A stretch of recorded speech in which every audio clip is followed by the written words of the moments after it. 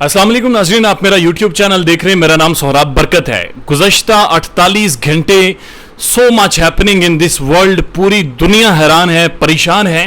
हमारे पड़ोसी मुल्क में एक तबाही मची, एक इनकलाब आया, एक हवा चली कि सुबह हम उठे और पता चला काबुल फतह हो गया है। जंगजू काबुल का मुहासरा करके खड़े थे और उसके बाद अशरफ गनी को एक सेफ पैसेज दिया गया। बहुत सारा कुछ हुआ और बहुत सारी चीज़ें सर के ऊपर से गुजर गई, क्योंकि इतनी तेज़ी से चीज़ें हैपन हो रही थी अफगानिस्तान के हवाले से कि बहुत सारी चीज़ें समझ में नहीं आई। लेकिन इस वक्त अफगानिस्तान के ऊपर जिस बंदे ने बहुत मेहनत की है, जिसने बड़ा इंटेंसली इस सारे मसले को फॉलो किया, पढ़ा, बैनुल-अक़वामी ताल्लुकात इन्होंने पढ़े और समझा, आबिद अंदलीब साहब मेरे साथ मौजूद हैं। उनसे इस सारे मसले, चैलेंजेस और ये इतना जल्दी कैसे सिनेरियो बना, इस पर आज गुफ्तगू करने के लिए मैं इनके ऑफिस में मौजूद हूँ। अस्सलाम वालेकुम आबिद। वालेकुम सलाम। आप खैरियत से हैं? सर आप बताइए। ठीक ठाक हैं माशाल्लाह, शर्ट अच्छी लग रही है। Thank you so much. Abid साहब, सबसे पहले मुझे ये बताएं कि एक्सपेक्टेड था जो अमेरिका की असेसमेंट रिपोर्ट थी कि 90 दिनों में तकरीबन काबुल फतह हो सकता है या काबुल को टेक ओवर करेगा तालिबान, एक नाइट में उस रात, हफ्ते की रात हुआ क्या? ये बहुत, पूरी दुनिया इस पे सरप्राइज है। अब तो लोग ये कहने लग गए कि शायद अमेरिकन ने खुद तालिबान जो है वो तालिबान को प्लेट पे रख के दे दिया अफगानिस्तान, लेकिन ऐसा नहीं है। मैं सर पिछले 2 महीने से अफगानिस्तान को फॉलो कर रहा हूँ। जिस तरह से मैंने देखा, जो स्ट्रेटेजी तालिबान ने बनाई, जिस तरह तालिबान ने एडवांसमेंट्स की, 10 दिन के अंदर 27 सूबे उनके छीने उनसे, एक मुसल्ला आर्मी छीने किस तरह आबिद साहब कहेंगे? यही बता रहा हूँ सर, यही बता रहा हूँ। एक मुसल्ला आर्मी जिसके पास दुनिया का जबरदस्त इंटेलिजेंस सिस्टम, जबरदस्त इक्विपमेंट, उस आर्मी को सरेंडर करने पे मजबूर किया। तो फिर आखिर पे जाकर जब मैं किसी नतीजे पे नहीं पहुंचता तो मैं सिर्फ ये समझता हूँ कि यार शायद कोई अल्लाह की मदद थी। ऐसे नहीं हो सकता कि दुनिया की सबसे बड़ी एजेंसीज, दुनिया के सबसे अमीर मुमालिक, नेटो वहां था, उसके सारे इत्तेहादी यहाँ वहां मौजूद थे, अमेरिकन खुद मौजूद थे, अमेरिकन की एम्बेसी वहां मौजूद थी। ये नहीं है कि अमेरिका एम्बेसी बंद करके चला गया था, रूस की एम्बेसी वहां मौजूद थी, नेटो के जितने एलाइज हैं उनकी एम्बेसीज वहां ऑपरेट कर रही थी, काम कर रही थी आखिरी वक्त तक। जब तालिबान काबुल के दरवाजे पे आए, उस वक्त अमेरिका में डिस्कस हो रहा था कि 30 दिन से 90 दिन लग सकते हैं। वहां सब गुड चल रहा था।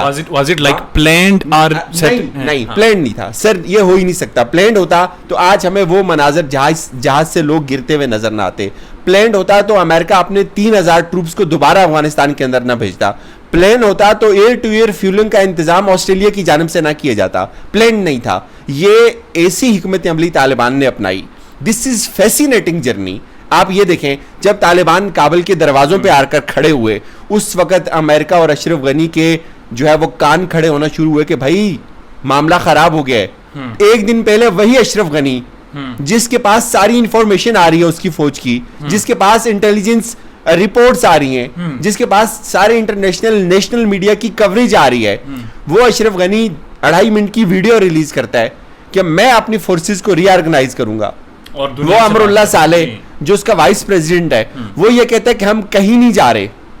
क्या होता है, ठीक 14 घंटे बाद खबर आती है अशरफ गनी इस्तीफा दे दिया। मैं ये समझने की कोशिश कर रहा हूँ, जितना सिंपली आपने बयान किया उतना है नहीं सर। है नहीं। मैं सर समझाएं आप मुझे उन 14 घंटों में हुआ क्या? सर मैं बता रहा हूँ, देखिए जब तालिबान काबुल के दरवाजों पर आ गए तो 2 तरह की थ्योरीज चलने लगी। एक ये कि तालिबान बाय फोर्स नहीं लेंगे। मेरी सोहेल शाहीन से बात हुई, उन्होंने कहा जी कि हम बाय फोर्स नहीं लेंगे।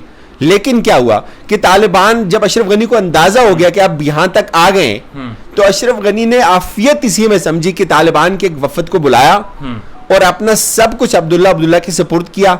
उसने कहा भाई मेरे बस में नहीं है, मेरे बस में कुछ भी नहीं है, आप इनसे बातचीत करें और आप जाने, आपका मुल्क जाने। उसने डॉलर्स की गाड़ियां भरी, एयरपोर्ट पे लेकर गया, वो गाड़ियां डॉलर्स की उसको नहीं लेके जाने दी गई। अशरफ गनी ने इसमें आफियत समझी, हमदुल्ला मुहिब ने इसमें आफियत समझी और वो वहां से फरार हो गए।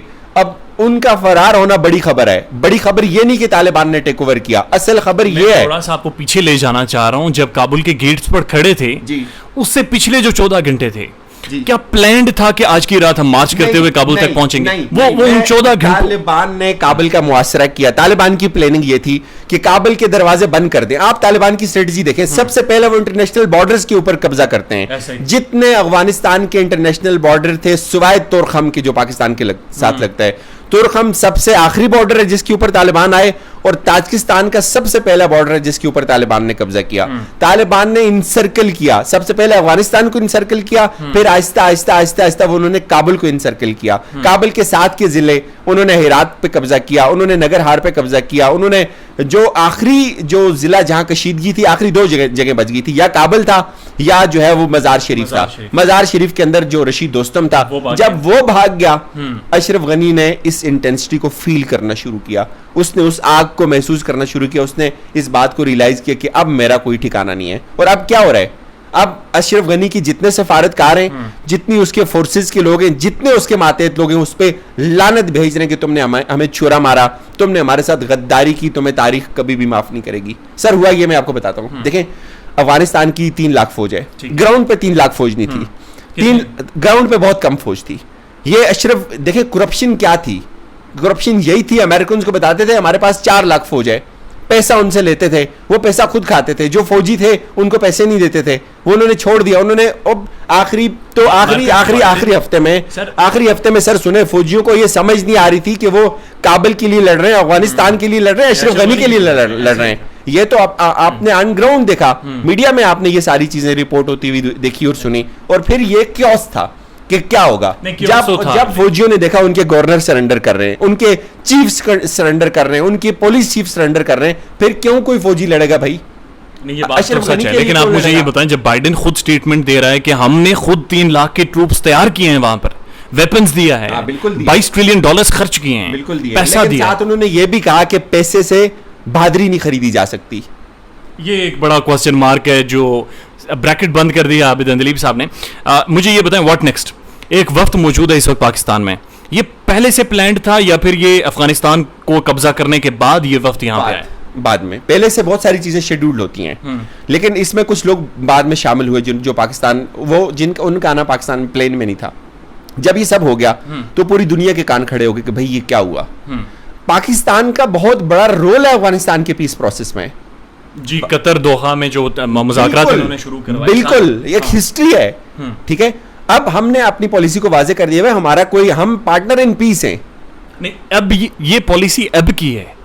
मुल्ला अब्दुल गनी ब्रदर्स को भी आपने ही गिरफ्तार किया था 2010 में, जब बरतानिया ने पीस प्रोसेस शुरू किया था। जी बिल्कुल। अब पॉलिसी शिफ्ट आया है, जियो पॉलिटिक्स के बजाय जियो इकोनॉमी की तरफ और रीजनल पार्क के साथ ताल्लुकात बनाने जा रहे हैं। जो वक्त मौजूद है इस्लामाबाद में, वो क्यों है? वो भाई इसका फ्यूचर डिसाइड करने के लिए बहुत सारे चैलेंजेस हैं अफगानिस्तान को। पाकिस्तान तस्लीम करेगा? भाई क्या पाकिस्तान क्यों नहीं तस्लीम करेगा? इमरान खान ने नहीं कहा कि भाई इन्होंने सदियों की जो वो गुलामी थी, जंजीरें थी, उसको तोड़ दिया। रूस ने नहीं तस्लीम किया इनको, अमेरिका ने खुद ऐलान नहीं किया, चाइना ने ऐलान नहीं किया। पाकिस्तान क्यों नहीं तस्लीम करेगा? पाकिस्तान ने तो उनको भी तस्लीम किया जो पाकिस्तान के ऊपर इल्जाम लगाते थे, जो पाकिस्तान के खिलाफ फंडिंग करते थे, पाकिस्तान के अंदर दहशतगर्दी फैलाते थे। गनी कौन था? गनी तो अमेरिकन स्टूज था। ऐसा ही है। लेकिन मुझे आप ये बताएं कि इस वक्त अगर पाकिस्तान उन्हें तस्लीम करता है, ये सारी बात तो ठीक है, जो अफगानिस्तान के जो तालिबान हैं, जो कोर कमांडर हैं इस वक्त, जिन्होंने रूल करना है, जिन्होंने कॉन्स्टिट्यूशन बनाना है, उनमें इतनी फ्लेक्सिबिलिटी है ह्यूमैनिटेरियन क्राइसिस को, इकोनॉमी को? है सर, हम यही कह रहे हैं, अभी अफगानिस्तान के तालिबान को बहुत बड़े चैलेंजेस हैं, ये आसान नहीं है। असल इम्तिहान उन्होंने खुद का हमारा अब शुरू हुआ। पावर हासिल करना आसान है, उसको सस्टेन करना, उसको डिलीवर करना, लोगों के हकूक का ख्याल रखना, अपने मुल्क को प्रोटेक्ट करना, इंटरनेशनल मीडिया के ऊपर अपना एक अच्छा इमेज डेवलप करना, बहुत सारे चैलेंजेस हैं। ये एक आसान काम नहीं है।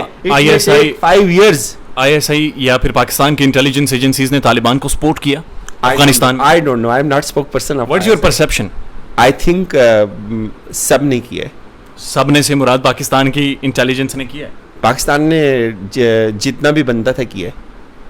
अच्छा, और अब अशरफ गनी और उसकी जो हुकूमत थी, इररेलेवेंट, किससे पानी ना, खत्म, दुनिया खत्म। तारीख में लिखे जाएंगे कि ट्रेटर थे, अपने लोगों को छोड़ के भाग गए, मरवा के भाग गए अपने लोगों को। ये जो इस वक्त कमांड है तालिबान की, are they rigid like Mullah Omar and जो टीवी पे नजर आते हैं वो उस तरह तो रिजिड नहीं है, लेकिन जो ग्राउंड पे लोग गन लेके फाइट कर रहे हैं ना इनके लिए, उन तक अपनी थॉट्स वो कब पहुंचाने में कामयाब होते हैं, असल इम्तिहान ये है। ठीक है। So are you happy with this whole happening as a journalist? बहुत सारी वजह है इसकी, मैं हैप्पी होने की बहुत सारी वजह है। सबसे पहली वजह यार, पाकिस्तान के अंदर हम दुआ करते हैं कि अब अफगानिस्तान की जो तालिबान है इनका टीटीपी से कोई ताल्लुक ना हो, गो के सोहेल शाहीन इसकी तरदीद कर रहे हैं। लेकिन जिस तरह लोग इसको एक एंगल ये दे रहे हैं कि जब उन्होंने टीटीपी के प्रिजनर्स को रिलीज कर दिया, अब ये डिपेंड करता है फ्यूचर पिक्चर क्या होती है, ये डिपेंड करता है। ठीक है, ये इसलिए मैं हैप्पी हूं कि अब कम से कम अफगानिस्तान की सरजमीन पाकिस्तान के खिलाफ इस्तेमाल नहीं होगी। मैं इसलिए भी हैप्पी हूं कि अफगानिस्तान की जो आवाम थी उन्होंने तालिबान के ऊपर इतना पथराव नहीं किया जितना उन्होंने अशरफ गनी के ऊपर, जब अब जो लान तान कर रहे हैं। मैं इसलिए भी हैप्पी हूं कि वहां बड़ा पीस है, लोग काबुल में सड़कों पर हैं। हाँ, काबुल एयरपोर्ट की सूरत हाल अलग है, बाकी तमाम शहरों में तकरीबन हालात नॉर्मल हैं। वहां सर गन वहां हमें यहाँ उनको गने देख के ना बड़ा खौफ आता है, उधर गन कोई मसला ही नहीं है। जो भी बाजार जाता है 2 गन्स लेके हाँ, गने। कल मैं साइकिल पे एक बाबा देख रहा था, उसके पास भी गन थी। अच्छा, नहीं, आप मुझे ये बताएं कि आप बतौर साफी अफगानिस्तान का दौरा कब कर रहे हैं? मेरी कोशिश तो है कि बहुत जल्दी दोहा जा रहे हैं अफगानिस्तान। अच्छा, मुझे तो एक खबर से ये पता चला था कि सोहेल शाहीन के साथ चूंकि आपकी गपशप हो रही है तो उसने आपको ऑफर किया है कि दोहा उन्होंने अफगानिस्तान का ऑफर किया, दोहा का ऑफर नहीं किया। आबिद अंदलीब साहब ji, thank you so much sir. एक बड़े प्रोमिनेंट जर्नलिस्ट है, बहुत ही हार्डवर्किंग यूट्यूबर, एंड अफगानिस्तान के मामले पर अगर किसी ने किसी टॉपिक को, अगर इस सारे असेंडिंग प्रोसेस को समझना है, आबिद अंदलीब साहब के यूट्यूब चैनल पर मौजूद है। हर टाइम हर वक्त जो भी अफगानिस्तान की हैपनिंग हुई, ये क्रेडिट इन्हें जाता है कि इन्होंने कवर किया है। I saw his team working, तकरीबन 14 घंटे इन्होंने अफगानिस्तान के ऊपर काम किया है। That's why I am here to interview him. अपना बहुत सारा ख्याल रखिएगा और हमारे चैनल का भी। अल्लाह हाफिज़।